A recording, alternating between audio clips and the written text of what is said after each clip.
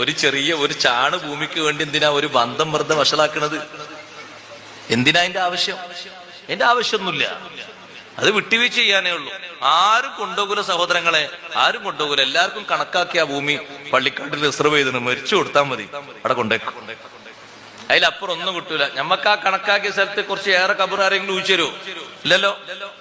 ഒരാൾക്കുള്ള കണക്കനുസരിച്ച് രണ്ടാൾക്കുള്ള കബർ ഒരാൾക്ക് കുഴിച്ചു തരുമോ? അതിനാരാ സമ്മതിച്ചു കൊടുക്കാം? രണ്ടാളെ വീതിയിൽ അങ്ങോട്ടും ഇങ്ങോട്ടും ശരിക്കും ഇരിക്കാനും കിടക്കാനും ഉയരാനൊക്കെ പാകത്തിനൊരു വിശാലമായ കബർ രണ്ടാൾ കിടക്കാൻ പറ്റിയ മലം നടക്കാൻ പറ്റിയ കുഴിക്കോ? കുടിക്കൂല. ചെരിച്ചു വെക്കാൻ പറ്റിയ ഒരു സ്ഥലം, ഒന്ന് ചെരിഞ്ഞു കടന്നാൽ വലത്തെ ഭാഗത്തേക്ക് കടത്താൻ പറ്റിയ ഒരു സ്ഥലം, മലർന്നു കടന്നാൽ രണ്ട് കൈയും മേലെ വെച്ചാൽ തന്നെ ഇടുങ്ങിക്കിടക്കുന്ന ഒരു ചെറിയ കുഴി, അതല്ലേ നമുക്ക് കണക്കാക്കപ്പെട്ടത് ഈ ദുനിയാവിൽ. പിന്നെന്തിനാ ഇത്രയും തർക്കങ്ങളും പണക്കങ്ങളൊക്കെ? വിട്ടുവീഴ്ച ചെയ്തു കൊടുക്കുക.